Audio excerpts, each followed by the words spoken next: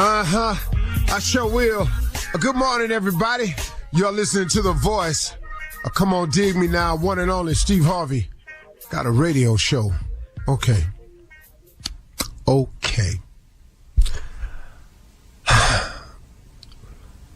Here's what I want to share with you. Stop complaining. So I had to you see how I let that one sit for a second? Stop complaining.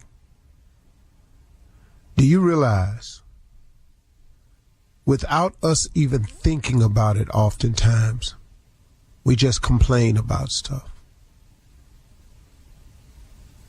And it comes up in such subtle forms. Man, I don't know why they still letting that lady work there, man. If they don't fire this woman, man, I don't know what I'm going to do. She driving me crazy. She always got something to say. I bet today, though, the way I'm feeling right now, I bet she better not say nothing to me today. Yeah, because today I'm sick of her running her mouth. Last time she said something to me, I should have said something to her. You know what I'm saying? I'm just giving you a small example of how it starts to snowball once you start to complain. It just carries over into so many things, man. Stop complaining about your car. Stop complaining about your bus pass. Stop complaining about your kids can't seem to get it together. Stop complaining about your man can't seem to get it together. Stop complaining. Stop.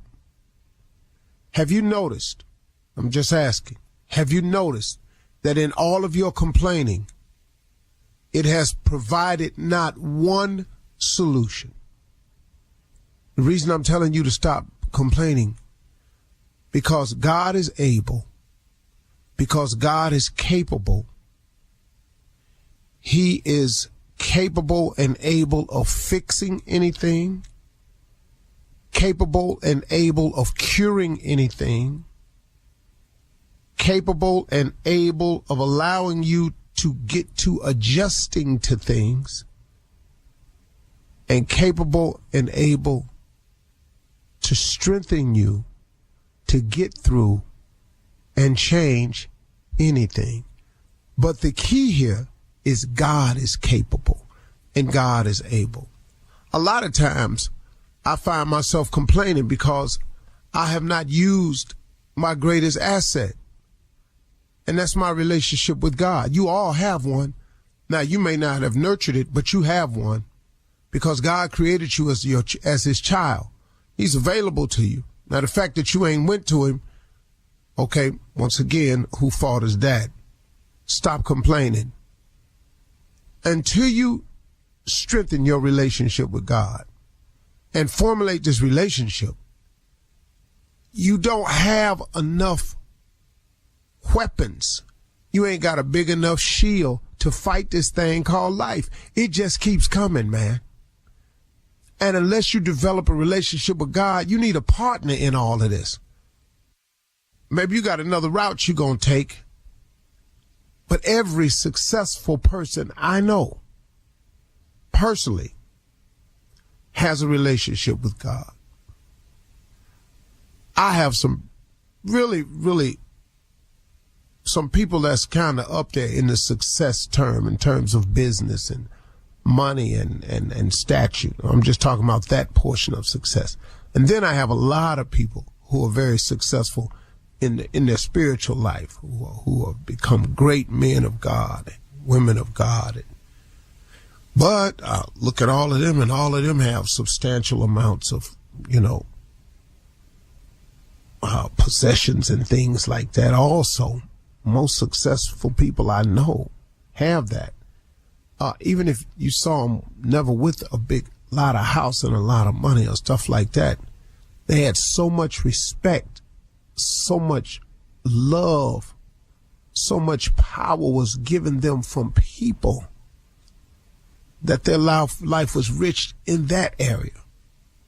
Like a Martin Luther King or something like that, or Gandhi, or somebody who lived their life in service, or Nelson Mandela, who came out and just, man, people put stuff at their feet because of their service. So all successful people I know have that. Every last one of these people that I know, they have a relationship with God. They used the tool that was available to them to give them the strength, the bullets, the arrows, the slings, the shield to fight this thing called life, and have the most valuable partner right there by their side, their Heavenly Father, God, because he will help you get through this thing called life, man. Stop complaining all the time. It's not fixing anything. Why don't you do yourself a favor and strengthen your relationship with God? Man, why can I never get over? Well, you have not because you ask not. Man, how come I always got problems? Well, you keep trying to solve them yourself and taking them to your friends. You keep trying to do them with your own thought process. Who are you? I keep telling you, man. You're going through stuff you ain't got no business going through. And if it's you going through something over and over and over and over, and the same problem keep coming back to bite you again, all that's saying is you still ain't strengthened your relationship with God. It's your relationship. He's not going to make you have one with him. He is a perfect gentleman.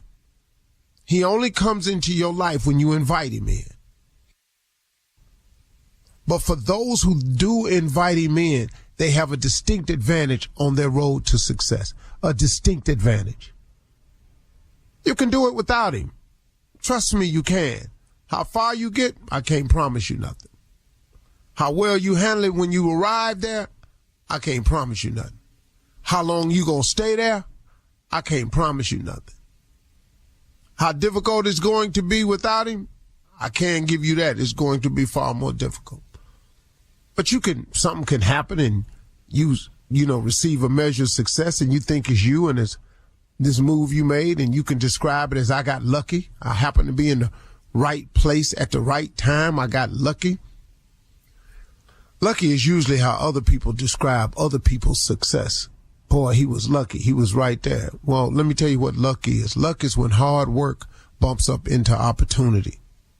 If you've been working hard at something and the opportunity presents itself, that comes a match. That's not luck. But now, if you haven't done that on a repetitive enough basis, that opportunity could present itself one time. You got to reconnect. Stop complaining, man. Come on, listen to me. Stop complaining. It hasn't fixed a single thing in your life. And if you're a chronic complainer, it's because you really, really have not fixed your relationship with God. He'll smooth it out for you. That I can tell you for a fact. I know that for a fact. He smoothed mine out. All right, let's go. You're listening to the Steve Harvey Morning Show. Between April 1971 and September 1972, 6 young black girls were snatched off the streets in Washington, D.C. It took 4 murders before the police finally realized that one person was responsible. I will admit the others when you catch me, if you can. Signed, Freeway Phantom. This child was laying on the side of the road. It appeared that she was probably either dragged out of the car or thrown out of the car. The person said, "I murdered your daughter." The killer believed that he may have been seen by the mother. Did my mother see me? That guy he's out of sync with even the worst people. I thought that they would catch him. I thought it was just a matter of time. Is it possible that the killer is still alive? Listen to Freeway Phantom on the iHeartRadio app, Apple Podcasts, or wherever you get your podcasts.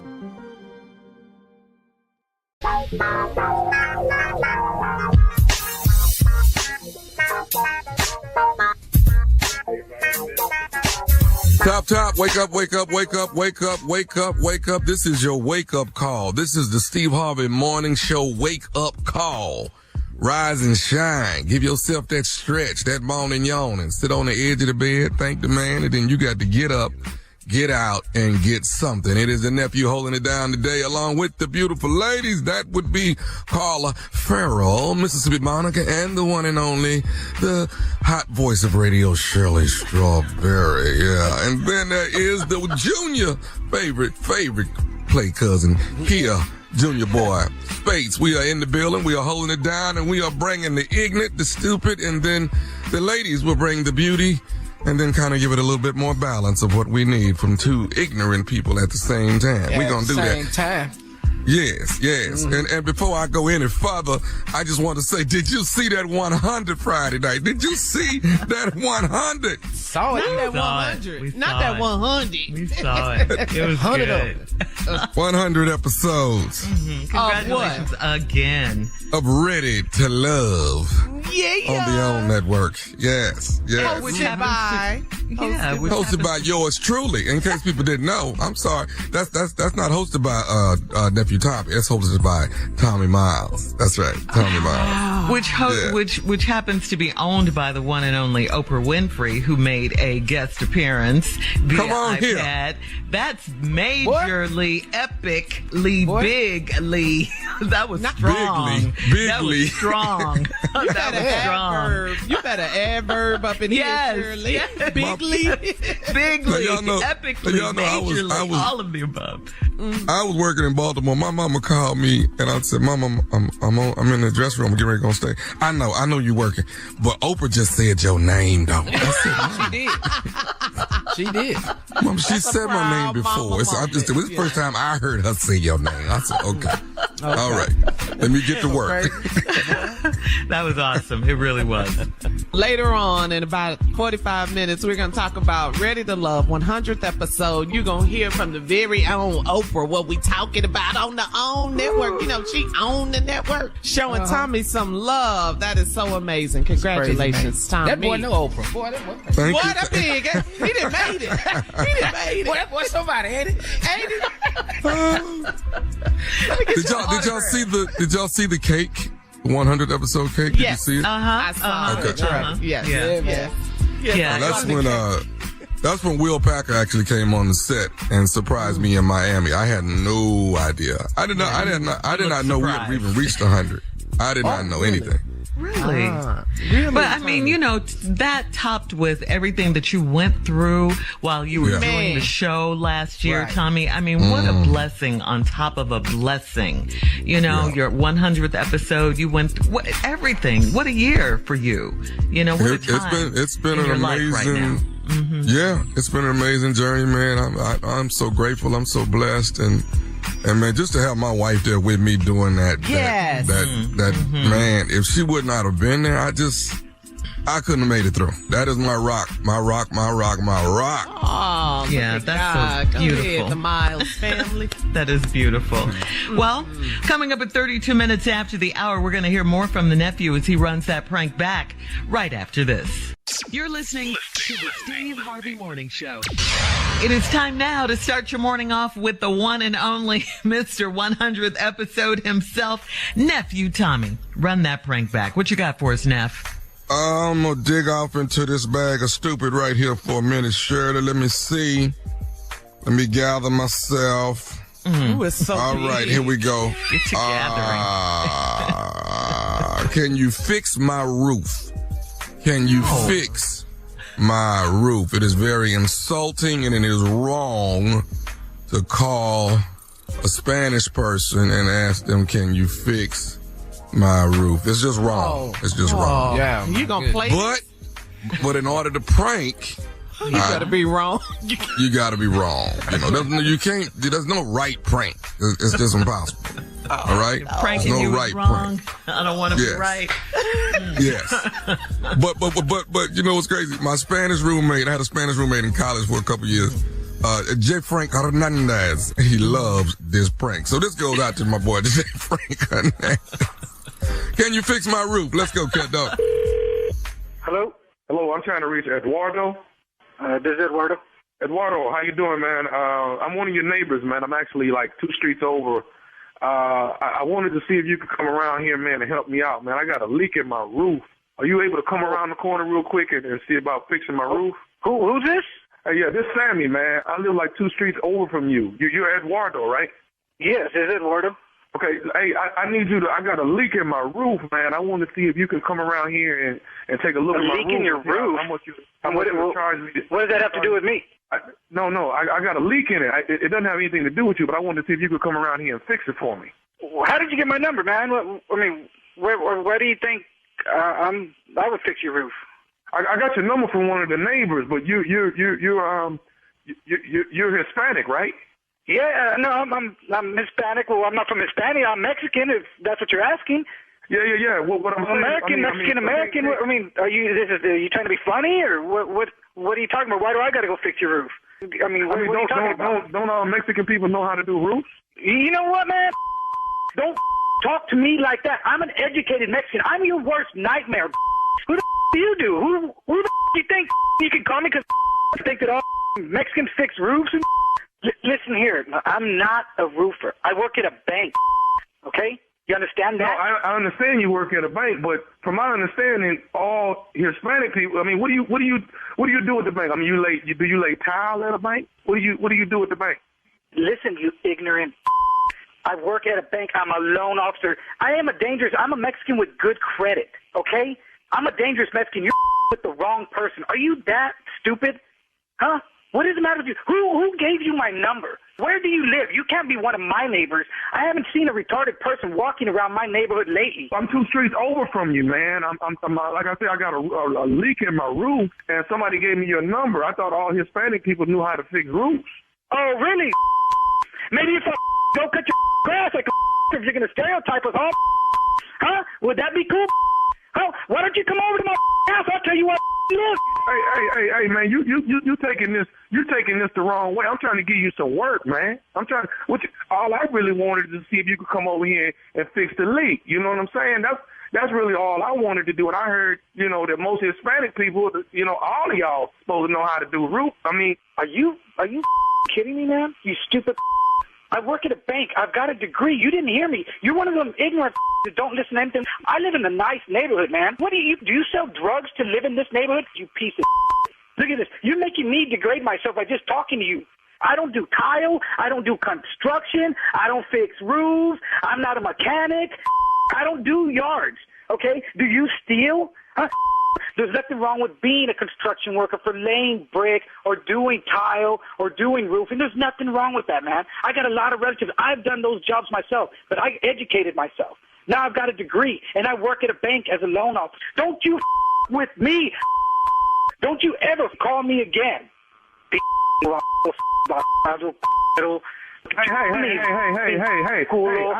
I need English, man. I need English.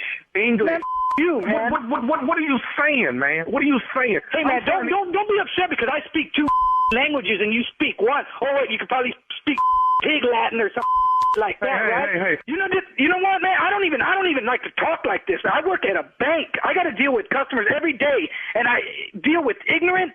I deal with ignorant on a daily basis like you. You think I'm playing with you? Huh? Man, I grew up on the West Side. Man, you. You need to watch your tone, okay? Man, you. Hey, man, let me ask you this though. Do you know Julio? Yeah, I know Julio. That's my cousin, man. What does he have to do with this? Okay. Julio is the one that told me to call you. This is nephew Tommy from the Steve Harvey Morning Show, man. Your cousin just got me to prank phone call you. Nah, man, that's. Hey, Eduardo. Yeah, man. Yeah, I listen to that show, man. Y'all got me. What? Man, I was ready to be a real Mexican from the hood, man. Golly. You all right, man? You got me, man. I was going to go back to being like my cousin. Woo, boy. Oh, man. Hey, man, I got one more thing to ask you, Eduardo. What is the baddest, and I mean the baddest, radio show in the land? Man, Steve Harvey in the morning, man. He got me. Hey, Tommy. Oh, man, before you go, man. What's up? Hey, tell your boy Steve to wear some Stacey Adams with those suits, man. Hey, the homeboy from the hood would love that, man. He'd be one of the homeboys, man. Why? Did we put some stupid on that? Yeah. At the beginning, middle, and end. Yes. Yeah. Oh. Yeah. My man went off about this. Yeah. Stupid got to be all the way through. That's how it do. That's how it do. Let me drop something new on you. Can I drop something new on y'all? April Fool's Comedy Jam. April 1st in Dallas, Texas. You got Kia Junior Boy Spates. Oh, yeah, I'll be there. Dominique funny as all get out. Oh, yeah. All right, Rodney Perry up in the building, okay? Hosted by the one and only nephew Tommy, headlined by Monique in the building, Dallas, Texas, April 1st at the Texas Trust. Tickets are on sale right now. You got about 4 or 5 fools. Thank you. You're listening to the Steve Harvey Morning Show. Coming up at the top of the hour in entertainment news, still trending some of our favorite winners and highlights from the NAACP Image Awards. And speaking of awards, hey, listen, Rihanna will perform at this year's Oscars, okay? She will. Thank you very much. Yes, that part right there. Yeah. Mm-hmm. And Nick Cannon says it is up to God if he'll have any more children. Really? That ain't up to God. Just telling you what he God said. went over them first. Okay. We'll talk about all of these stories at the top of the hour, but right now it is time to ask the Ready to Love officer and Junior. Here we go. Bettina in Lanham says, I moved in with my boyfriend 2 months ago and he's been ignoring me since then. I think he changed his mind and wants me out because he avoids me and he sleeps on the couch. Should I confront him or start making plans to move? Huh? Yeah, you need to start making plans. He tired of you already. You done got on his last damn nerve. I don't know what you done in that house, but once a man revert to that couch and that couch start being his home, he is tired of you. He's tired of looking at you everywhere, every room he walk in, you in there too. He tired of you. You done got on his last doggone nerve. And yes, he thinking about when you gonna leave, and you need to start thinking about it too. All your stuff in a box to the left. Go ahead, Junior. Yeah, he is out of you, really. I'm telling you, one thing you need to start doing, when you get in the car, take pen and paper with you, because you need to start finding some new addresses. You need to start looking at move-in specials. You need to start at 99 move-ins. You need to start looking at all of that, because he is ready for you to go. I'm telling you, this is a clear sign. He on the couch every night. He don't even want the bed. Yeah. That's so terrible. This is terrible. Ain't talking. Ain't saying nothing. Oh, yeah, it's sign right there. He on the couch with his little blanket. He cool with that? Oh, yeah. This is really bad. That's terrible. Yeah, that's clear. This is bad. It is. All right, moving on to Sophie in Denver. Sophie says, I'm 38 years old and I'm dating a 25-year-old man. His mama worked with me and that's how we met. She does not know we're dating and he doesn't want her to find out. I'm too grown for that. So how do I tell my ex-coworker I'm with her son? Ooh. You done stole that lady's boy. That's a damn shame. That baby. He's 25. Send that baby home so that baby can be back with his mama. He is not ready for a relationship with a 38-year-old woman and he's 25 years old. I promise you, this is a boy you got. And he's doing boy things because he's scared to tell his mama stuff. He ain't grown up yet. He's just a boy. You got yourself a boy. But you liked that boy toy at the beginning, didn't you? Yes, you did. Yes, you did, because he was 25 and he's not a real baby. He can do some different things. You taught that baby. Yeah, you taught that boy something. You cooked him some good food and you bought him a PlayStation. Yes, you did.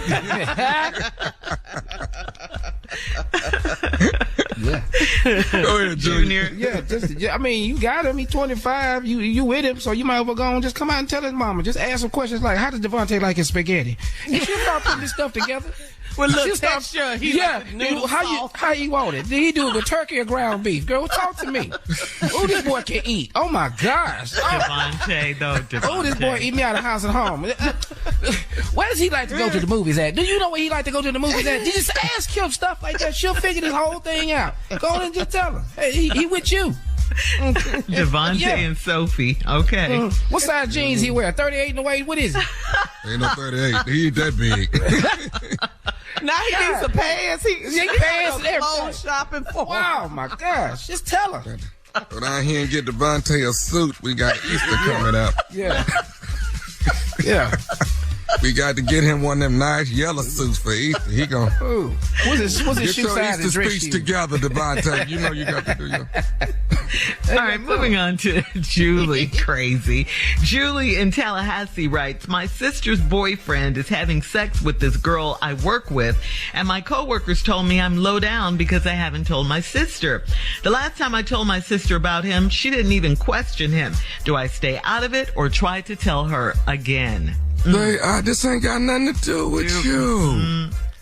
Oh my God, I can't stand people that get in other people's business. This ain't got nothing to do with you, and your sister cussed you out last time behind this. Now you go again and you think you what? You think the second time's a charm? No, this is not working. Let your sister find this out on her own.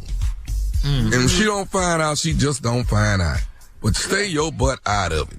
All right? It's good to be on the sidelines sometimes and just watch. It is. Yeah. Just watch. She's getting pressure from her coworkers, though. That's the problem. Fine. And tell your coworkers this ain't got a damn thing to do with them either. Mind they business. So she don't need to tell her sister again? Her sister? No. Listen, she told you to come in here. Stop talking about what Daryl out here doing in these streets. Leave Daryl name out your mouth. She done told you already.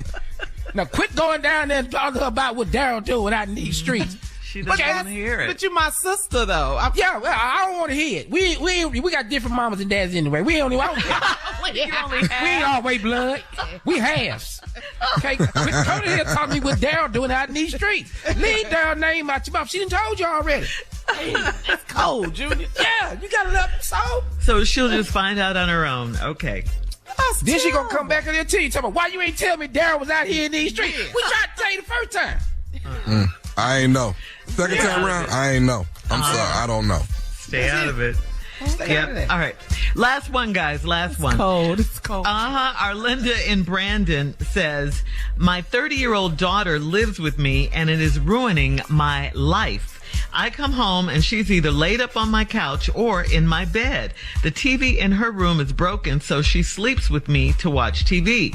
She has a job, but she uses her money to shop, hang out, and travel.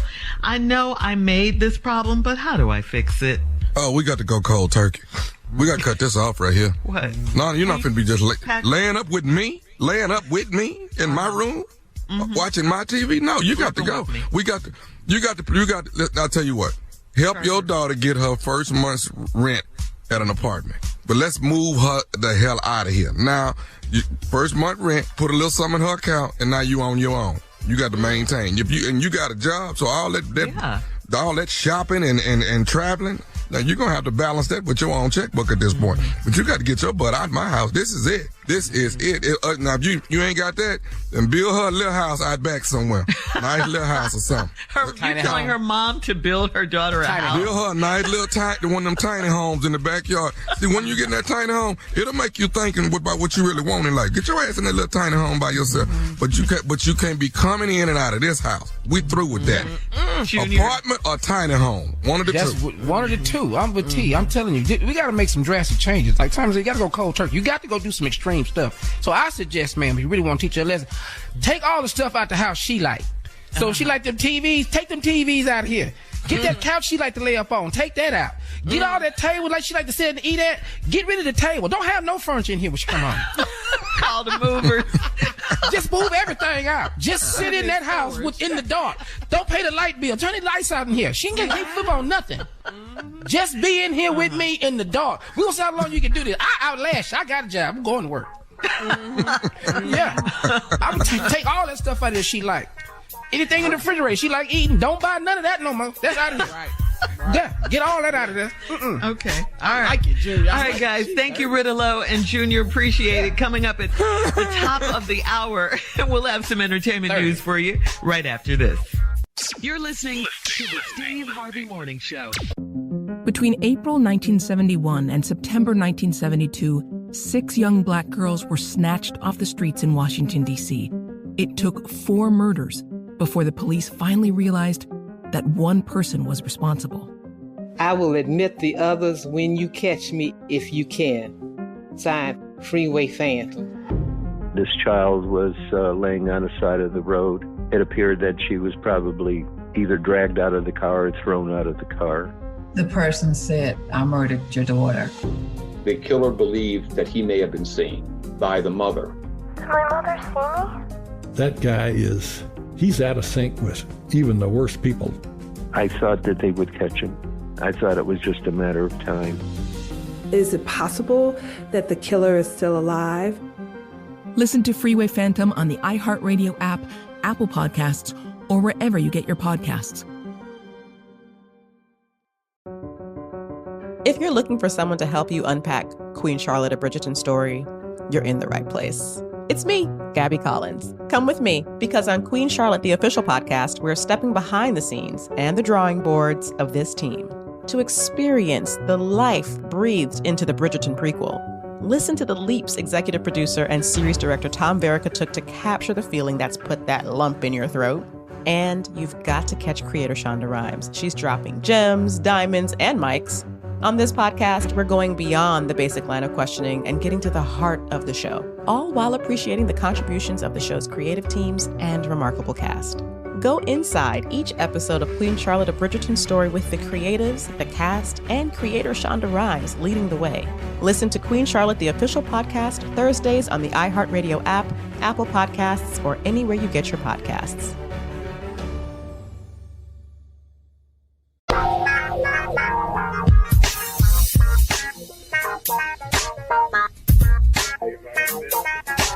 Well, guys, still trending some of our favorite moments from the NAACP Image Awards. There was a moment when Queen Latifah talked about our struggle and resilience as a people. And then WNBA star Brittany Griner and her wife Sherelle Griner surprised the audience when they walked out on stage and received a standing ovation. Take a listen. Thank you for that beautiful applause. We are just truly so thankful to all the people, many of whom are Black women and Black-led organizations who fought so hard to bring BG home tonight. It feels so good to be here, especially with my beautiful, amazing wife and with all of y'all here today. I want to thank everyone, and let's keep fighting to bring home every American still detained overseas. Thank you. That was wow. a moment. Wow. That was a moment. Changed. It was a voice. Brittany's voice has changed, really. I'm serious. It sounds different. A little, yeah. Well, it's deeper. It's deeper than what I remember. What you remember? That's just me. But you know, she went to high school here in Houston. Mm-hmm. Right. Yeah. So you watched her grow up. I watched her grow up. Yeah. Yeah. But it was a star-studded audience. I mean, Serena Williams, Jonathan Majors, you saw Dwayne Wade, everyone on their feet. Tracy Ellis Ross, clapping for her. You know who stole the show? Who? Attorney Benjamin Crump stole Yes, he did. Yes, he did. Hands down, stole the show. Yes, he did. It was. Yes, that boy is a beast, man. Yes. Yes. He is. Woo! I ain't going to court without Benjamin Crump. I don't care. Ticket, traffic ticket, nothing. I'm going in with Benjamin Crump. That's how I promise you. When you call me down there, I ain't coming in there till Ben get here. Yeah. Well, other NAACP Image winners include Angela Bassett. Angela won for Entertainer of the Year. Nice. Black Panther, Wakanda Forever won Best Motion Picture. Abbott Elementary won big, including Best TV Comedy. According to the Hollywood Reporter. I know, I love that show too. But this is the one that surprised me, sorta, kinda. Will Smith won for Best Actor in a motion picture for his role in Emancipation. And then Will posted on Instagram, wow, NAACP, I am absolutely humbled by this. I think it was a lot in that, No. I mean, it's great. He won. He gave him the award. He told me you just can't come. Can't come down. You can't come on stage. You're not coming down. No, we're going to give you the award. But you better bring your ass in here. We're going to mail it. We're going to mail it to you. I'm not messing up this show. Not this one. No. Too soon. Too soon. We'll be sending that 2-day mail. That'd be 2-day mail, okay? No. Yeah, that one. Yeah, he won, but yeah, like you say, Junior. Viola Davis, I was so happy for this one. Won for The Woman King, which was my favorite movie of 2022. Outstanding. My favorite movie. It was outstanding. What a great movie, and she deserved to win that. The Social Justice Impact Award winner, civil rights attorney, like you said, Tommy Benjamin Crump, with an outstanding speech. Gabrielle Union and Dwayne Wade were emotional when they accepted the President's Award as they talked about their daughter Zaya and the issues faced by her and other Black trans people. And then Kerry Washington presented Serena Williams with the Jackie Robinson Sports Award. And, Serena was gracious as always with her acceptance speech. Just lovely to see her win that award. Yeah. So congratulations to all the NAACP Image Award winners. In other entertainment news, it's award season. The Academy Awards. Yes, Rihanna will be one of the performers. Get your mind right. She'll be one of the performers. Okay. She's going to sing the nominated song, Lift Me Up. Did you just sing it? She's going to sing it. She don't sound like that shit. Just like that. From Black Panther, of course, Wakanda Forever, the soundtrack. You can't have all these people up in the air this time. You can't have all that at the Oscars. It's just too high. Yes, she can. She can have whatever. Yeah. Ooh, Tommy, I don't think everybody got their rope on. I'll be worried. I'll be trying to see if they got their rope on. ABC and the Academy, they risk getting a flurry of complaints. The FCC heard from more than 100 viewers of Super Bowl 57 on Fox. They complained that Rihanna's halftime performance was too sexual, the dancers too suggestive, with their hip thrusts. I know, just anything to get on Rihanna right now. Yeah, that's what I agree. They were definitely She did pat it one time now. She did pat it. And then put it up to her nose. Put her hand up to her nose. I saw that. Somebody probably named Karen wrote to the FCC, you think about Rihanna's halftime show. Yeah, they said children shouldn't be exposed to pornography. As an adult, I don't wish to see it. Where has decency gone? This is all for Rihanna's performance. Yeah. Okay, Karen. Yeah. It wasn't on that level. Move on. It wasn't that bad. Come on. Yeah. We've seen worse, for sure.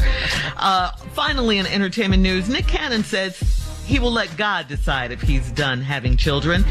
Nick, of course, has fathered 12 children to date. He said it's up to God to decide when he will stop. Nick is 42. He welcomes his 12th child in December. Yeah. The Lord had 12 disciples, I guess. He trying to... But he's saying there may be more. He doesn't know. It's God's decision. I don't think You're it's gonna up to God. equate I think it's up to contraception. That's what I think it's up to protection. This is what this is up to. That's not. Lord ain't got nothing to do with this. This is up to protection. Coming up at 20 minutes after the hour, the 100th episode of the hit reality dating show Ready to Love. We'll talk about it right after this. You're listening to the Steve Harvey Morning Show.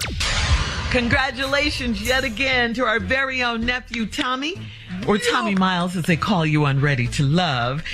Keep it separated. Yes. Your 100th episode of Ready to Love. It is a hit. It is a hit, hands down. It's a hit. Reality dating show that we all love. We all love this show on OWN Network. Take a listen to Oprah Winfrey's message to Will Packer and Tommy Miles. When Will Packer first came to me with an idea to help grown black folk find love, I was more than a little intrigued with all the dating shows on television. How would people respond to a show that was about more than just sex and skin? A show designed to help singles find real love. Now, after 100 episodes and countless connections, I think the answer is pretty clear. We all want to experience authentic love, whether it's in our own lives or rooting for strangers on TV.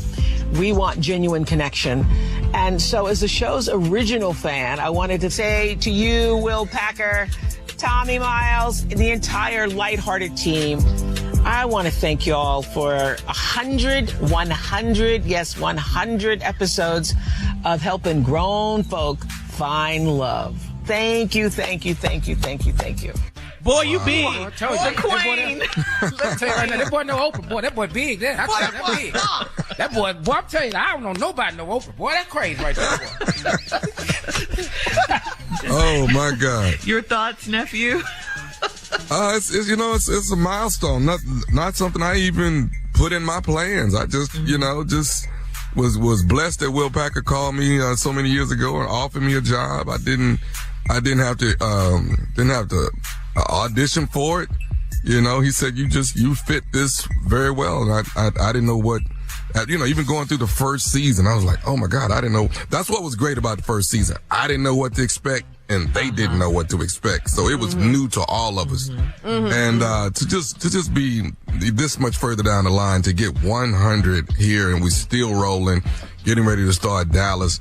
This is a blessing, man. I don't take any of this for granted, man. I give this to God all the glory, because this is what it means when they say you're not in control. I was not in control. It just happened. This is just truly to me a blessing from God that and then I'm ready to go get another 100, man, because it's working. People are loving it, and Miss Oprah's right. You know, you are cheering for people that you don't even know. You just when you're sitting on the couch watching it, you be like, oh my God, he needs to be with her, not her, and she need to be with him, not. And you trying to piece it together yourself, you know, and it's just a beautiful thing to watch unfold. Yell at the TV. All right, thank you, nephew, and congratulations again. We couldn't be happier for you. Thank you. 100. All right, coming up at 34 minutes after the hour, today's roundtable discussion, there's a new study out on what are the patterns that lead to cheating. We'll talk about it right after this. You're listening to the Steve Harvey Morning Show. A new study aimed to look at the causes and effects of cheating in a relationship. Okay, that's what's out now, because for decades, researchers have debated the question of if cheating was a direct cause of relationship problems, or is it just a response to a problem already present in the relationship. Okay, so you got two things going on there. A recent study in Germany released some new data. It said infidelity may be a consequence rather than a cause of relationship trouble. And then it said data showed the relationship's well-being started to decline before infidelity happens. Then it said after the cheating happens, both people in the relationship reported more conflict and less satisfaction. Yeah. Duh. Yeah. So is it a response, you guys think, or is it the cause? I think it's a response. I think it's like Germany said. Germany said a consequence, right? Yeah. Infidelity may be a consequence rather than a cause. I think it's after so many things of going bad in a relationship. I think people revert to that. That's what I think. That's just Tommy talking now. That's the case study I've gathered here in Texas.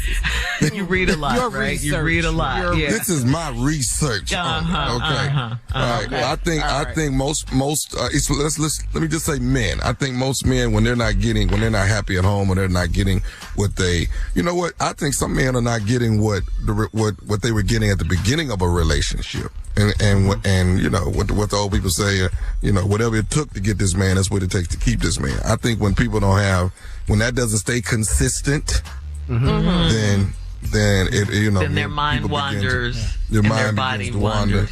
Okay. Instead of working on it. Instead of counseling. Well, that's how they working on it. That's how they working on it. They're working on it by working on something else. That's how they working on it. So, okay, Junior, newly married. What do you have that's to not say the about study that? I had, Tom. That was my research didn't come back like that. What was your research? My research came back that I wanted out. That's what I think my research came. It came right directly back to that. I just want out. You see me with somebody else. That's a clear sign. I want out. I don't want to be with you. That's the research I came up with. This is my study shows me. Have you ever heard the phrase, marriage takes work, relationships take work? Okay? And it does. It does. So, but you guys say you don't want to work on it. You just want to leave or cheat. No. What? No, I didn't say that. I didn't say I told you what the case study was here in Texas. That's what I told you. I ain't said nothing about no damn Tommy. I ain't said nothing like this here. Well, you're saying that could be the cause of it. Yeah. That could be the cause. I'm happy where I'm at. I'm good. We know that. I left all kinds of evidence I wanted out when she found them phone numbers in my pocket. That's a sign right there. I'm trying to get out. So you gonna keep this number in your pocket like I wasn't gonna find out what was that for? I'm trying to get out. The fact that you had numbers on paper is what's surprising to me. Yes. What year was this? Oh, this is back in 97, 98. You know, I wanted out. Oh, that's back. That's back when you kept a pen in your pocket. You know. That's what I did. That's fine. I mean, even with her, I got cheated on. I saw her with the dude. I knew then she wanted out. I saw her. And she wouldn't even let his hand go when she saw me. She kept holding it. She wanted out. I knew she wanted out. She see me and still kept his hand. Come on now. Let his hand go. You ain't gonna even drop his hand? No. You see me. Let his hand go. Just kept on walking. I said, okay. She wants out. She want out. That's what this is. Okay. Back in college, I was so crushed, I walked in on something. Oh. Man. What? Oh, I saw it. I saw it. Cheating on you? You saw the act. I saw it. He ran down the hall with his clothes half naked. Wait, I saw naked? it. What? Yes. Yeah. Yeah. Like blown away. Yeah. Put that in your head. And that visual is still there to this day. It's still there. That was 30-something years ago. Now That's still in my head. Better. Yeah. Because you've actually seen it. All right. It's a lot. Cheating. Yeah. All right, coming up next, today's prank phone call from the nephew who's still traumatized after all these years. Now we understand you a whole lot better. That prank phone call is coming up right after this.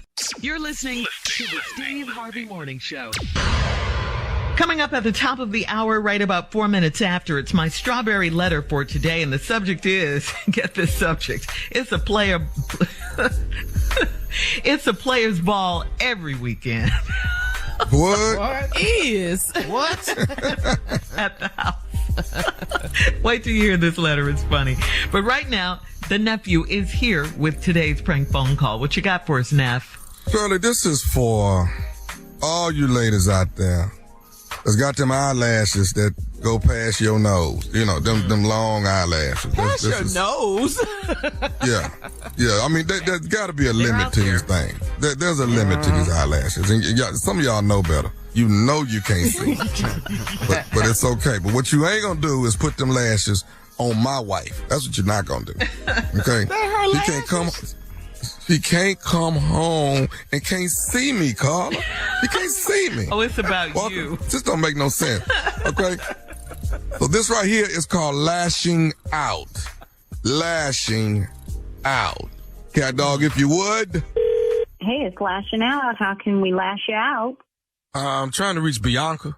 This is Bianca. Hey, listen, my name is Brian. My wife Jamie come up there and get her eyelashes done. Who's the owner of this place? I am, Brian. What's going on? Okay. What's going on? You're Bianca. You the one that owned the place? I'm Bianca. I'm the owner. We opened about 1.5 years ago. Proud, happy, black-owned, women-owned establishment. What can I do for you? Okay, here's the deal.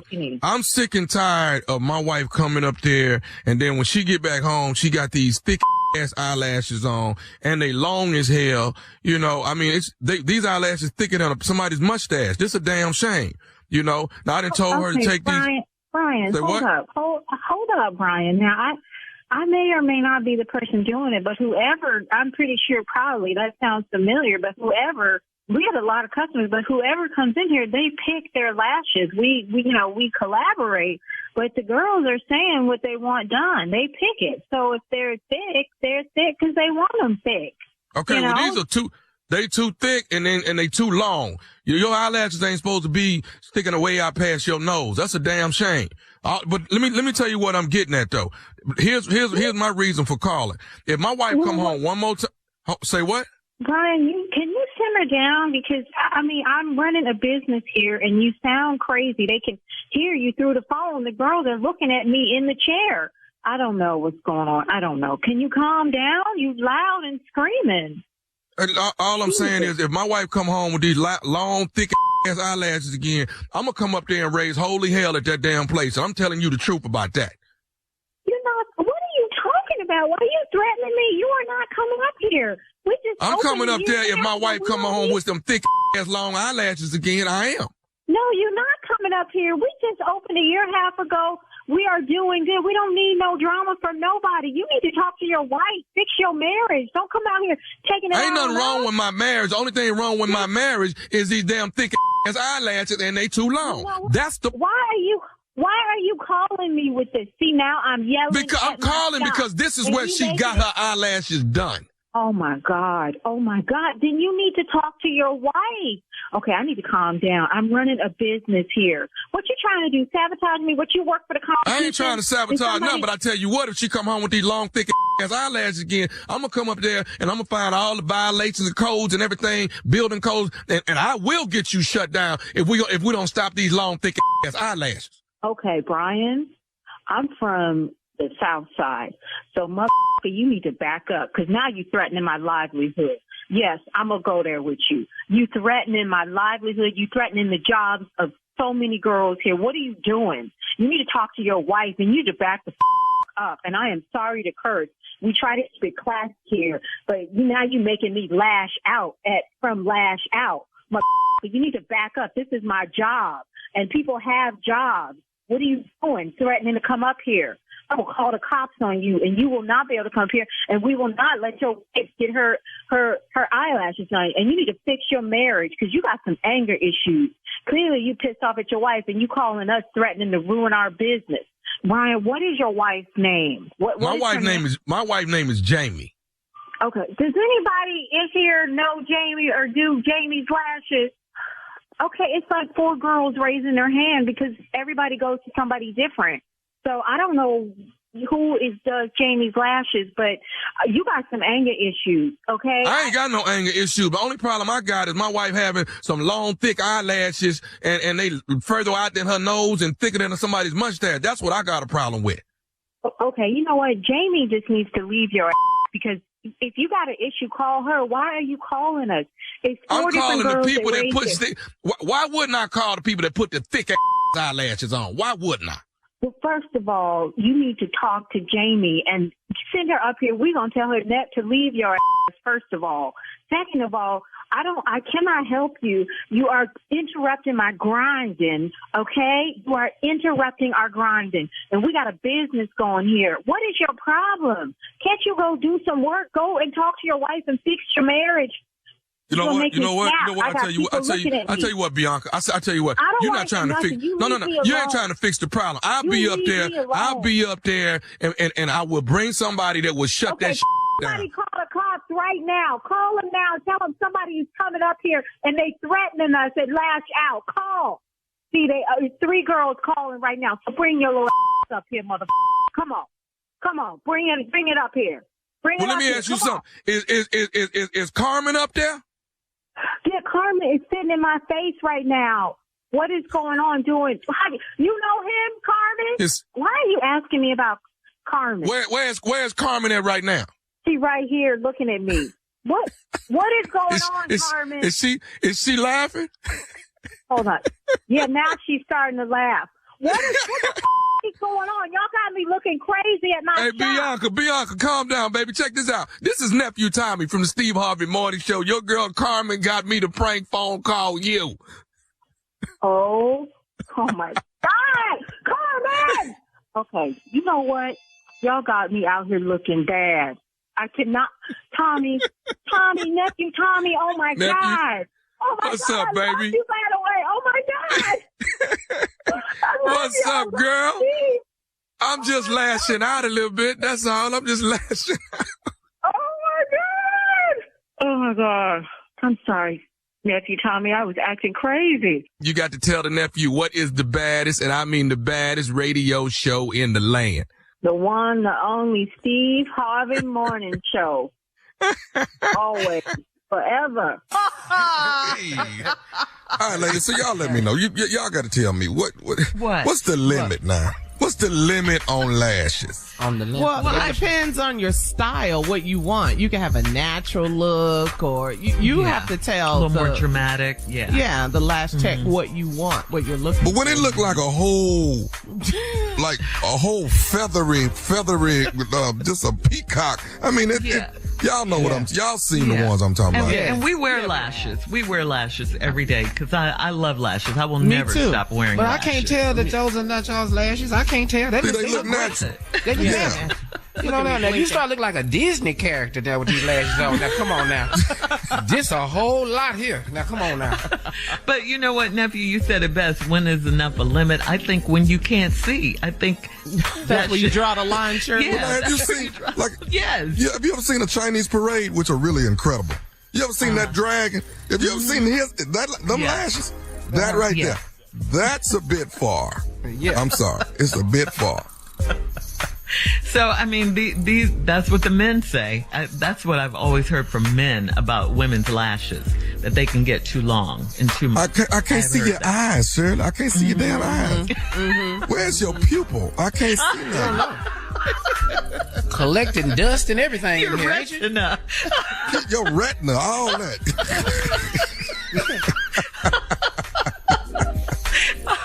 All right, listen. Coming up next, Strawberry Letter subject. The subject is it's a players' ball every weekend. We'll get into that right after this.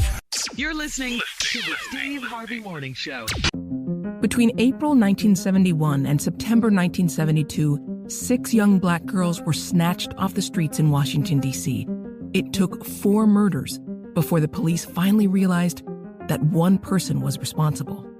I will admit the others when you catch me, if you can. Signed, Freeway Phantom. This child was laying on the side of the road. It appeared that she was probably either dragged out of the car or thrown out of the car. The person said, I murdered your daughter. The killer believed that he may have been seen by the mother. Did my mother see me? That guy he's out of sync with even the worst people. I thought that they would catch him. I thought it was just a matter of time. Is it possible that the killer is still alive? Listen to Freeway Phantom on the iHeartRadio app, Apple Podcasts, or wherever you get your podcasts. If you're looking for someone to help you unpack Queen Charlotte, a Bridgerton story, you're in the right place. It's me, Gabby Collins. Come with me, because on Queen Charlotte, the official podcast, we're stepping behind the scenes and the drawing boards of this team to experience the life breathed into the Bridgerton prequel. Listen to the leaps executive producer and series director Tom Verica took to capture the feeling that's put that lump in your throat. And you've got to catch creator Shonda Rhimes. She's dropping gems, diamonds, and mics. On this podcast, we're going beyond the basic line of questioning and getting to the heart of the show, all while appreciating the contributions of the show's creative teams and remarkable cast. Go inside each episode of Queen Charlotte, a Bridgerton story with the creatives, the cast, and creator Shonda Rhimes leading the way. Listen to Queen Charlotte, the official podcast, Thursdays on the iHeartRadio app, Apple Podcasts, or anywhere you get your podcasts.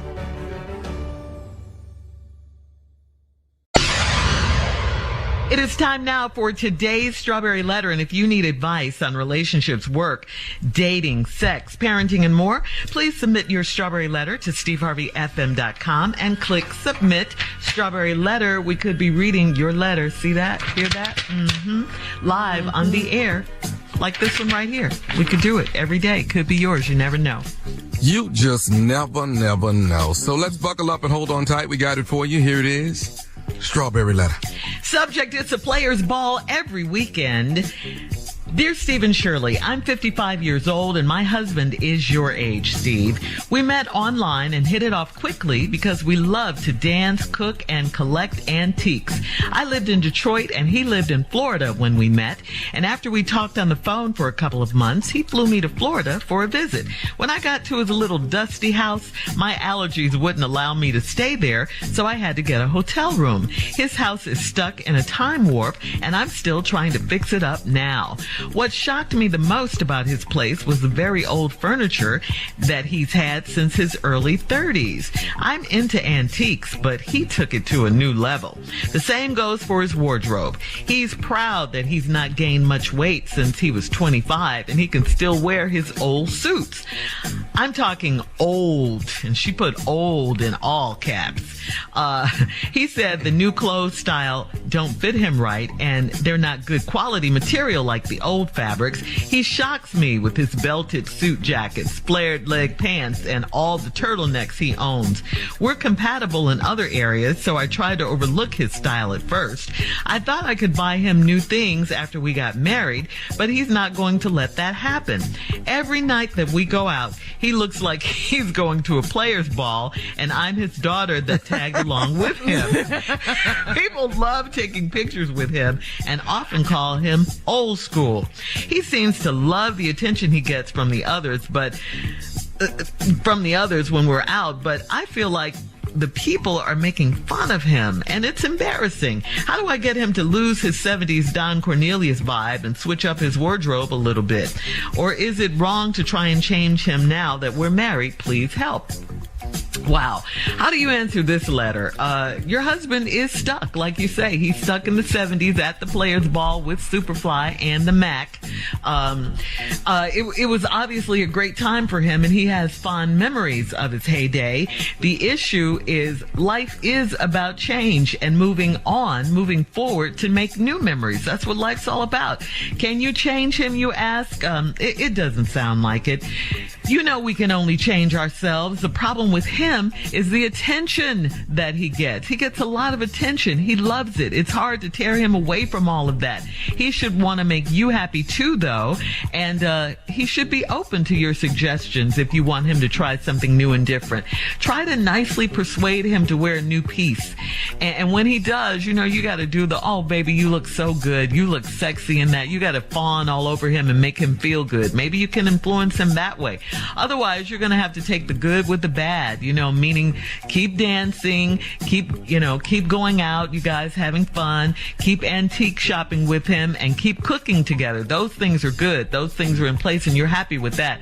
But his wardrobe sounds like it's going to be what it is. The flared pants and the belted jackets. I don't know. He's 66. Hard to change him. Tommy? Man, you know the rules, pretty baby. Come on, Goldie. And you know how we gonna do this thing, right? Now, I'm gonna wear what I want to wear when we go out. You understand me? All right, I'm gonna put on my mink coat and my window pane pants, baby. And that's how we gonna do this thing. You understand? Now, I want you to get over there to that bar, baby, and bring me a whiskey sour. You understand what I mean? I mean that. You understand? Because when daddy wants something, that's what daddy wants. Now, let me tell you something. When I get back in this house, I don't want to hear nothing about this couch that I bought at Montgomery Ward in 1971. Okay? Because this is the baddest thing that they was making at the time. You understand me? Right across from my hi-fi stereo. You dig it? And I mean that. All right? These speakers are from Jensen. You understand what I'm saying? And in the bedroom, I got some Kenwoods in there that's going to be bouncing, baby. Okay? So dig it when I talk to you. I want you to make sure that daddy always got what daddy need. Now, you get in there and you polish up my platform shoes and you make this thing look right for me, okay? And before we go out tomorrow night, I'm gonna need you to straighten my hair and get daddy the way daddy wanna look. You feel me? And that's what I'm digging with right here. You get that straightening comb and put it on that stove. And I'm gonna sit in that kitchen with you and we're gonna get this hair straight like daddy wanted. You understand me? Okay now. I don't want to hear nothing about no Louis Vuittons and no Gucci's up in here. All right? Because that ain't how we doing it up in here, baby. All right? So when you dig it when I'm talking to you. You know the rules. You chose me. Now we can settle this like we got some class. Or we can get into some gangster business. You understand that? And I mean that. Now, bring me my belt to my mink coat and let me tie it in a knot because I'm feeling sexy. You feel me? They wanted me to be sweet daddy on Good Times, and I turned that down because I already knew I'd have been too much for the Evans family. You feel me, baby? Yeah. Yeah. Goldie. All right, but because I am the original sweet daddy. Yeah. So all I can say is what you got to do is you got to blend into what sweet daddy want, baby. All right? Whatever sweet daddy asking for, that's what you do. But you don't come up in here with no Calvin Klein or Louis Vuitton and no Gucci and definitely not none of that Armani stuff, man. No. We sticking to what we've been wearing, baby. Silk shirt, open up to the second button with chains hanging in the middle. You're gonna love me the way I am, baby. Now I'm gonna pass this thing on to my man Junior Boy, and he gonna handle it on the next break, man, because that's how we do it. All right? That's how players play. You feel me? Yeah. All right, listen. We'll have part 2 of the response to the strawberry letter. We got to hear what Junior's got to say. Coming up, subject today is it's a player's ball every weekend. We'll get into it right after this. Stick yourself. You're listening to the Steve Harvey Morning Show. All right, time now to recap the strawberry letter. The subject is it's a player's ball every weekend. A 55-year-old woman wrote in about her husband, who is 66. She said he's Steve's age. They met online. They hit it off because they I missed that the first time. Yeah, I missed that part. Yeah, I'm 55 and my husband is your age, Steve, so he's 66. That's the first line, right? They met online. They hit it off because they had so many things in common. They both love shopping for antiques. They both love dancing, and they both love to cook. So she lived in Detroit. He lived in Florida. She moved to Florida. When she went down to his house, she couldn't believe it because his house was stuck in the when he was in his early 30s. The furniture was the same. She said she had to move out and get a hotel because it was really, literally dusty in there. He wore the same clothes. His wardrobe was terrible, she said, because he still dressed like he was 30. He hadn't gained much weight, so he could still wear all of those old clothes. He said the fabrics that they make these days don't compare with the fabrics of back in the day. He still wears belt jackets. He still wears bell bottoms or flared leg pants. And, he walks proudly when they go out into the club. He gets a lot of attention. She's afraid that the people are really making fun of him and not, loving him like he thinks they are. So what she wants to know is, how does she get him to lose his 70s Don Cornelius vibe and switch up his wardrobe a little bit? She wants to know, is it wrong to change him since they're married? She needs help. She says she can't tell us how many turtlenecks he owns because she doesn't know. Mm-hmm. She's never seen so many turtlenecks on a guy. I got 188 turtlenecks, baby. Yeah. All right, Junior, we need to hear from you now. What you got with that voice? I don't even know what to tell you because I didn't get here till 78. What the hell do I know? Yeah, I can't even understand. I remember seeing some of this stuff now. If he into these black lights, he just into black lights. I don't know, lava lamp. He gonna have nuggets on every hand. This is what he is. The nugget ring's gonna be there. Cadillac, you finna get in it. You getting out of it. The same one, 74. Come on, what do you want us to do? It's him. This is him. You should have asked what he looked like or got a picture before you went down to Florida. You would have known this already. That's true. Yeah. Sam, he probably told you to bring you some of them, what you call them, fedoras? Them hats, Tommy, from Detroit. Yep. Just go on down to City Slickers and bring me one of them hats back down here, baby. This is what we do. Yes, I'm old school. That's him. That's who he is. Uh-huh. Old school. That's his dress. That's his style. That's him. And they may be making fun of him, but he's so player, he don't even care. I'm here this every day. This is what I bring. See him. Yeah. Yeah. What his name is, Tommy? Probably got it. What his name is, Tommy? Just give me a name. What's his name? Silky Slim, baby. That's him. Silky Slim. That's Silky Slim all day long, man. I don't know what you want us to tell you. Okay, Tommy, everywhere you go, what's your theme music? I know you got theme music. Well, every time you take a step, it's theme music playing. Superfly. Diamonds in the back, digging on the scene with a gangster lean. That's a jam right there, Tom. Gangster white wall. That's him. It's him all day, baby. That's him. They call him old school, Junior. They call him old school. Mm. OG, that's it. That's OG, old school, OG. That's him all day long. You're not changing that. He's not giving that up. No. You're not getting him to 2023. He's not coming. No, that's why I said, be happy with the things that you do have together. You have the shopping for antiques, you have the cooking, you have the dancing. The wardrobe, you may have to let that go. It is what it is. But look at the bright side, though. If you need stockings, he got stocking socks. He got that. You see, y'all can share some of this stuff. He got them pinstripe socks. Now, I'm telling you, he got them. You can wear them socks. All he is just his. It's to his heart. It's in there. It's in there. It's not coming out. It's not coming out. And he's not changing. This is it. It's nothing she could do. This is your man. Watch it, sucker. Esther. That's him. Job time, turkey. That's him. all day long. Maybe if she called Aunt Marjorie. Aunt Marjorie's the only one I've seen pull this off. She actually pulled Uncle Steve out of them 18-button suits. She actually pulled them out of them. She did. What? Transformed. She transformed him. Because I mean, Uncle Steve had buttons on his drawers back in the day. He had buttons everywhere. Everywhere. And Aunt Marjorie got him out. Where's all these buttons? What is you buttoning up all this stuff for? You can't get in no pockets. All of them got buttons. Stop. Quit doing this.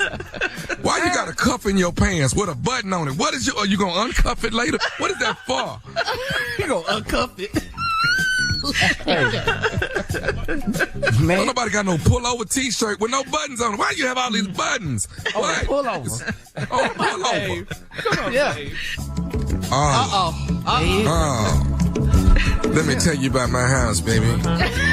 I got when you come in, I got some beads in the front room, and when you come through there, you're going to come through them beads, you understand me? And over here to the right, there's a big wooden spoon and fork hanging on the wall. It just lets you know that we're going to be eating up in here. You feel me? Come on in the back. There's a lava lamp over there on the, on that console. You understand me? Now that console got it's a long console. There's a TV in the bottom, but it don't work no more. You feel me? Yeah. Keep going, Dave. All right, old school.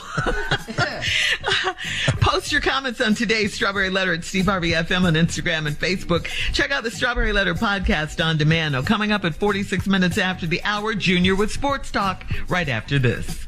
You're listening to the Steve Harvey Morning Show.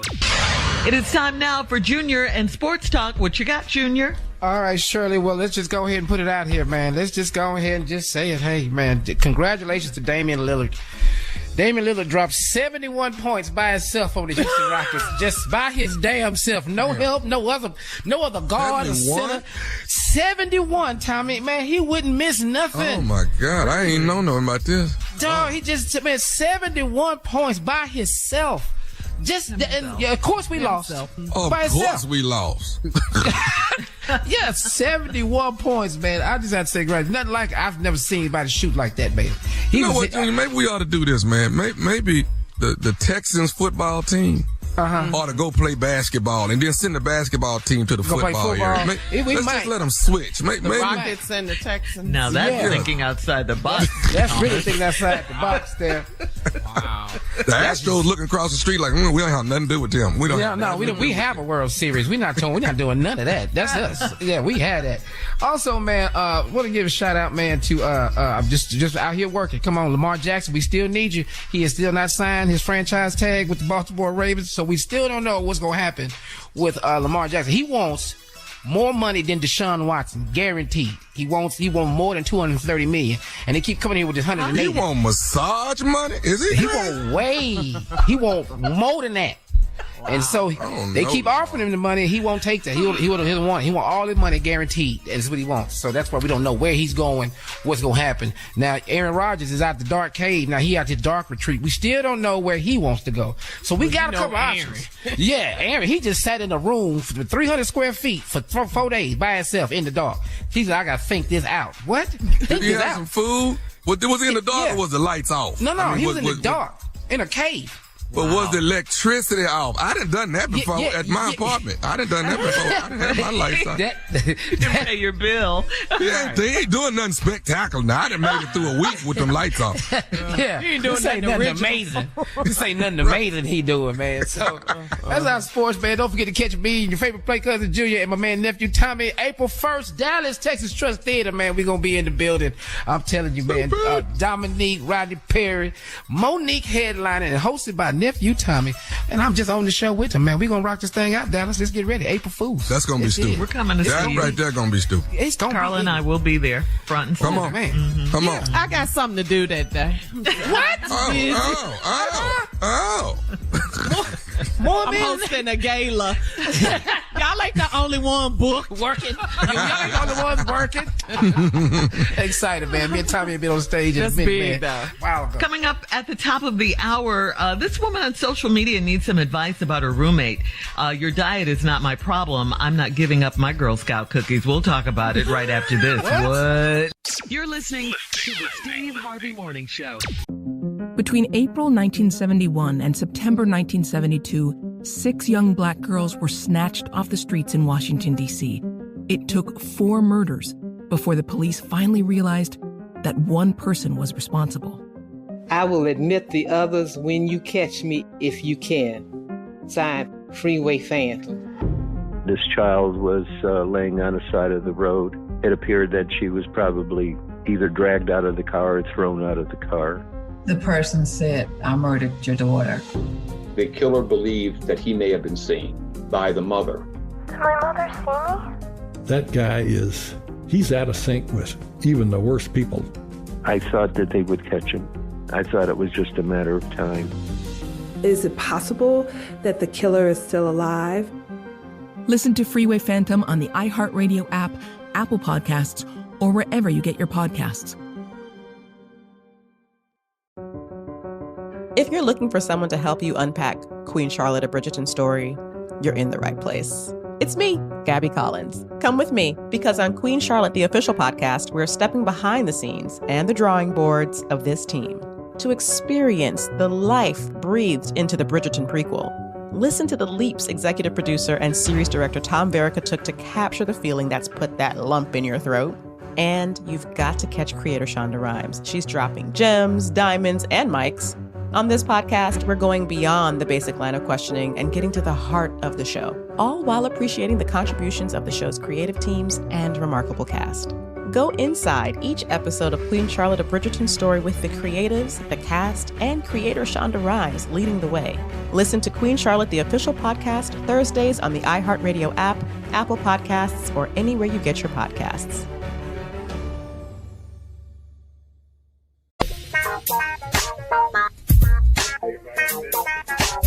Jamila on Facebook writes, my roommate's New Year's resolution was to get back in shape, and she's still going strong. She's going to the gym 5 days a week. She's eating better, and she's not snacking. As far as I've seen, anyway. Me, on the other hand, well, I'm basking in the glory of Girl Scout cookie season, and this has created some tension. It's not like I'm eating them in her face and gloating, but now she's saying that even seeing a box in the trash is torture and temptation, and I should have more respect for what she's trying to accomplish. I do respect it, but ain't nobody giving up Thin Mints. So Tommy and Junior. Nope. Tommy and Junior, is there some sort of resolution here? It's all right for you to have your cookies, but you just can't flaunt them like that. Now keep your cookies in your room under your bed. Okay, under your bed somewhere. Don't just. But trust me, when she see that box in that trash can, she goes in that trash can. She see if there's one more in there. She in that checking now. She ain't just tempted. She tried to get one. I'm just letting you know. She done tried to get one. Yep. Everybody that work out gonna backslide. I promise you. So help her out. Don't put it all up in her face. You just right there eating them right there and dead in front of them. I'm telling you, I'm going to eat. She's not doing that though. She said the box is in the trash. She can't eat. Burn the box. Do something. Quit leaving all this evidence around. Junior, can you make sense of all of this? No, I'm telling you right now, them Thin Mints and Girl Scout cookies, they are not to be played with. I don't care if you're trying to lose weight. I'm eating these right in front of you. I'm not worried about you. You the one want to be thin, not me. I go eat Thin Mints. Don't want to be thin, though. I'm just letting you know. I go eat these right in front of her face. I don't care. I pay rent in here, too. I pay my half. Okay? You got it right. Yeah. As I eat a Thin Mint. I'm telling you now, that's it. What do you care? It's not your fault. It's not your business. She the one got the pressure on her. Now she going in the trash, smelling that box every time you put one in there. I put 2-3 in there in a day. I just smell all day long. I eat them cookies all day long, man. Leave a couple of them cookies. Leave a couple of them cookies laying on the counter. Just leave them laying on the counter. Yeah, test them. Yeah, test her.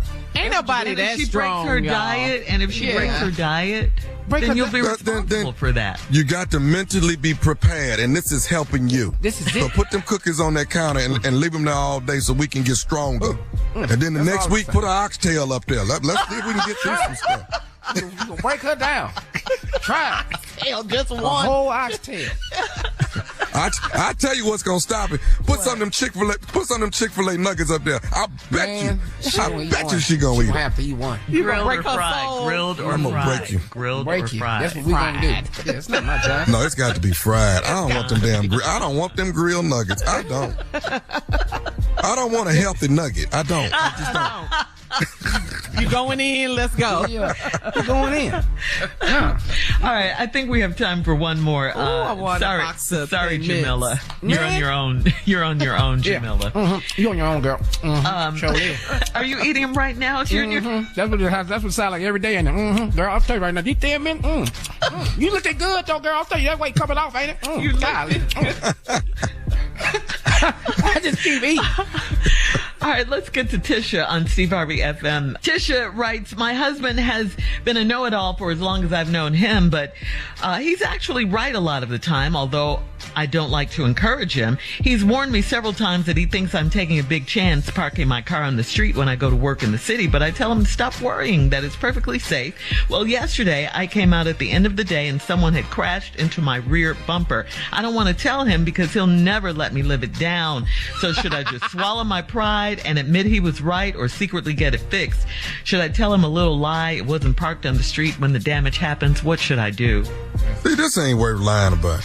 Yeah, Save your lies. You know, why would you do this? Ain't nothing to lie about. You go on, get your car fixed. Tell them baby, you know what, you was right. I shouldn't have parked on the street. You was so right. I got hit, and you know what? I need to get the car fixed. That's all. It's over. Take it on the chin. Yeah, right. tell your man you were right. I agree. Yeah. I agree. The truth matters. People don't know when to lie. I can't stand that. All right. We'll have more of the Steve Harvey Morning Show coming up right after this. You're listening to the Steve Harvey Morning Show. Ticket later, November 7th. Rivera says he attempted to get the ticket back from Reggie since it apparently was a winning entry, but Reggie told Rivera that the ticket had losing numbers. Still, Reggie said he would give half of the jackpot to Rivera if the ticket won. Now it seems that a different man altogether won the Powerball. Edwin Castro was found to have the winning ticket and reportedly chose to take the $997.6 million lump sum. After learning this, Rivera went back to the California Lottery and again asked for an investigation. Yes. The California Lottery released a statement in part saying they are not authorized to investigate criminal activity among its players. Such allegations are subject to investigation only by local law enforcement. You got to keep these lottery tickets in your drawers. You cannot be out open with these tickets. I'm confused. How did Reggie get the ticket? I know. What did Reggie have to do with it? Who is Edwin? I mean, what? But he won? If Reggie come up missing, hello. Coming up at 33 minutes after the hour, we'll play a round of Would You Rather right after this. You're listening to the Steve Harvey Morning Show. All right, guys, it's time now for a round of Would You Rather. Would you rather never use the internet again or never fly on a plane again? Which one? Hey, you need both got to fly. I don't know how we're going to book these tickets without this damn internet, but yeah, I got to fly. You could call them. You could call the airline. You ain't got to. So now we back to walking. Well, now we back to walking in there buying a ticket at the counter. That's what we're doing. We're back to doing that, which is cool. We're still gonna get there. Being put on hold for hours and hours. Because I can't bus it across America no more. I can't do that. No Greyhound for you. No more. That Greyhound was something else, boy. All right. Would you rather be in a real life version of The Walking Dead, okay, or Jurassic Park? Which one? I'm gonna take my chance with these dinosaurs. I'm not doing these dead people. I'm not doing that. Give me these dinosaurs. I'm with these dinosaurs, these pterodactyls. I'm doing all that, but I'm not. The dead people walking around. I'm not finna do it. Okay. Yes, Carla. Yes. Have y'all seen Jurassic Park? Yes. Yeah. And you would rather run from a dinosaur than the zombies? Yes. Because Because they don't once like them, dead people. once You them, know black people once don't the do dead that. people bite you, that's it. You become dead too. I don't want that. But at I'm least too you can walk. absent-minded. I done messed around and got bit, wasn't paying attention. All of a sudden, I'm seeing my Uncle Fred, who been dead 20 years. No, we're not gonna do that. No. All right. Would you rather exist in a world with only your wife or everyone but your wife? Oh, no, I got to have my wife. Yeah, I gotta have my wife. That's it. Hey, But just you and her, though. that's cool. That was nice Oh, we knowing just, y'all. not me and my baby, just everywhere. Just everywhere. Ain't All nobody but the us. time. Oh, yeah. Everywhere. Yeah, that's cool. Ain't All nobody right. else in the world but us. Right. Well, then cool. So I we can just deal with Adam that. and Eve. We naked and afraid. I mean, what time are we in? We don't What care time what you are we? wear. We don't care. It don't matter because it's me and her. Yeah, All that's right. it. Here's one. Would you rather eat one raw onion or 100 candy bars in one sitting? Which one? A raw onion? I eat a raw onion. Pledge. I can eat an onion. A raw onion, you can eat A it? raw onion. Yeah. It I eat take a about raw 3 onion. weeks to get out of you though. It take about 3 weeks. Yeah. Or Okay, so 100 onion on candy what? bar, 100 Snickers? 100 No, I'm gonna eat candy that onion. bars. I'm gonna eat that damn onion. You can't do no 100 Snickers. Nah. He lost all my so teeth. sick, That was but it'd it. be Be so out there. good. I'm going to eat I'ma them eat that 100 onion. Snickers. I tell you. Can I get a purple onion? Can it be a Snickers, purple onion though baby. instead of that? Huh? Give me that purple onion though instead of that white. Instead of one. the I want that yellow or white The onion. Vidalia one. Okay. So Carla and I, Snickers all day long. Girl, or I'm whatever so candy sick, bars. but I'll be eating 100 Snickers right I now. know. All right, that's today's version of Ooh, Would I You take that Rather. onion and kiss y'all dead and y'all snicker mouth. Coming up in 49 minutes after the hour, it's our last break of the day, and we'll close out the show right after this. You're listening to the Steve Harvey Morning Show. Between April 1971 and September 1972, 6 young black girls were snatched off the streets in Washington, D.C. It took 4 murders before the police finally realized that one person was responsible. I will admit the others when you catch me if you can. Signed, Freeway Phantom. This child was laying on the side of the road. It appeared that she was probably either dragged out of the car or thrown out of the car. The person said, I murdered your daughter. The killer believed that he may have been seen by the mother. Did my mother see me? That guy he's out of sync with even the worst people. I thought that they would catch him. I thought it was just a matter of time. Is it possible that the killer is still alive? Listen to Freeway Phantom on the iHeartRadio app, Apple Podcasts, or wherever you get your podcasts. Last break of the day. We've had a great morning today. Absolutely. Yes, We had a yes, good we did. time. We had fun today. Steve, it's time for you now to take us home with your closing remarks. What you got for us today, Steve? Well, this is going to be short and to the point, I think. I just want to remind everybody something, that your dreams can come true if you're willing to fight for them. You have to fight for your dreams. You have to fight for the life of your dreams. You have to fight to be free. You have to fight to be an entrepreneur. You have to fight to be successful. You have to fight the naysayers when you say, I'm going to leave my job. You have to fight the naysayers when you say, I want a better job. You have to fight some forces out there when you go, you know what? I'm going to leave here to pursue a better position at another company. You're going to have to fight for it. Change requires a fight. It just does. It just does. I don't know why it is, man, but there's people always in our lives somewhere who are going to fight us on decisions that we make about ourselves.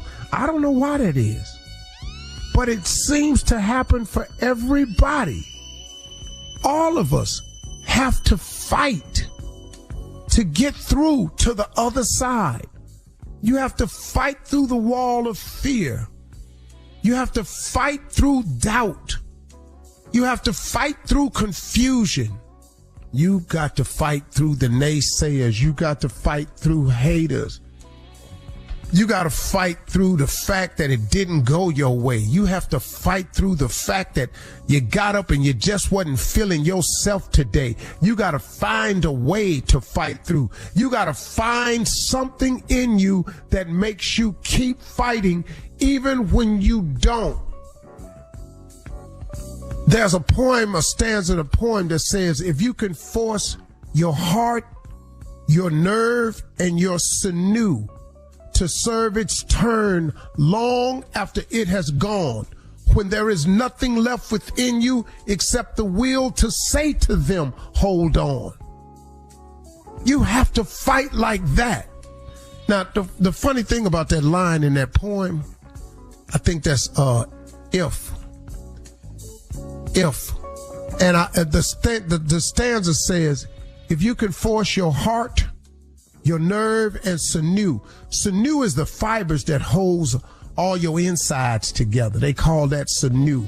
Those tendons or whatever it is, that stuff, that there's lines and cords and fibers that hold your heart and organs and all that stuff in place. If you could force your heart, nerve, and sinew to serve your turn long after it is gone, when there's nothing left within you except the will to say to them, hold on, that's how you got to fight. That's how you got to fight. And it's all right, but make it a good fight. Don't lay down. Don't let nobody punk you out your dreams. Don't let nobody trick you out of what God has for you. Don't let the fact that you got to fight stop you from fighting. Life is a fight, man. It's a dog fight out here. They not walking money up to your house. I'm sorry. They not passing out checks. They don't send free money to nobody's house. You got to do something to get it. And if you really want to get it, you are involved in a fight, like it or not. That is what we are in.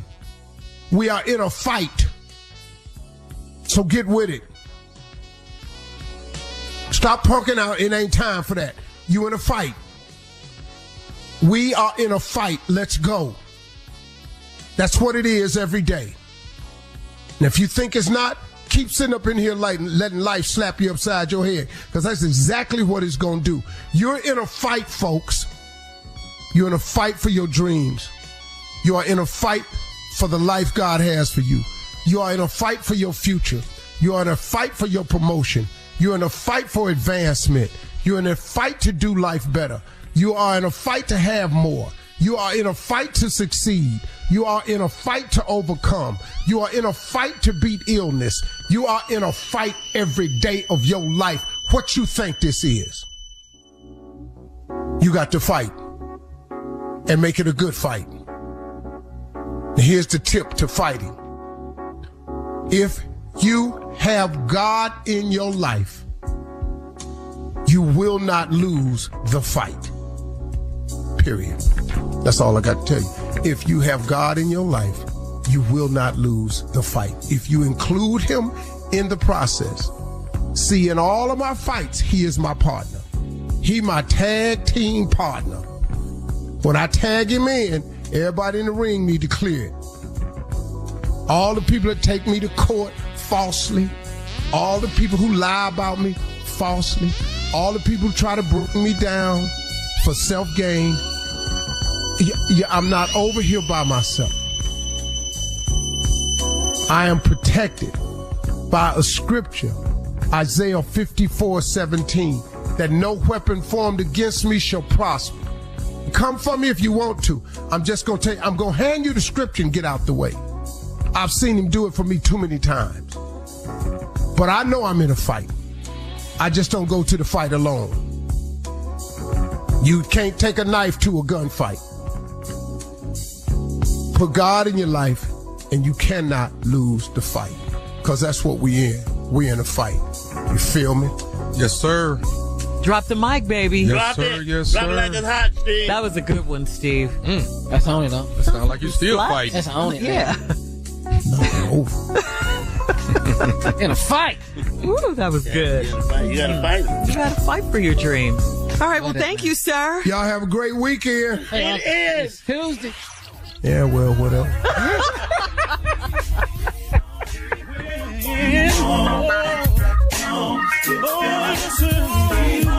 For all Steve Steve Harvey contest, no purchase necessary, void where prohibited. Participants must be legal U.S. residents at least 18 years old unless otherwise stated. For complete contest rules, visit SteveHarveyFM.com. You're listening to the Steve Harvey Morning Show.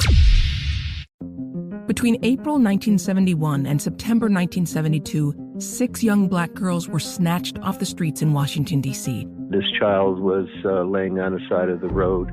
The person said, I murdered your daughter. The killer believed that he may have been seen. I will admit the others when you catch me if you can. Signed, Freeway Phantom. Listen to Freeway Phantom on the iHeartRadio app, Apple Podcasts, or wherever you get your podcasts.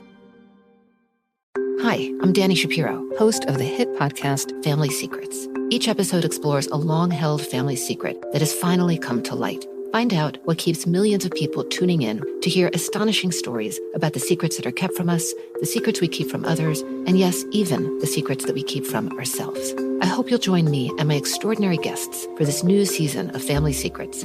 Listen to Season 8 of Family Secrets on the iHeartRadio app, Apple Podcasts, or wherever you get your podcasts. Hi, this is Chelsea Handler. And I'm Catherine Law. We are the hosts of the Dear Chelsea podcast, where we give advice to real-life people. Sometimes we have experts. Sometimes we have celebs on helping us. Guests like Ross Matthews, Matthew McConaughey, Juliana Margulies, Gwyneth Paltrow, and so many more. We answer questions on anything from drugs to relationships. We've even broken people up. Yes, I take a lot of credit for breaking people up. I am a relationship wrecker.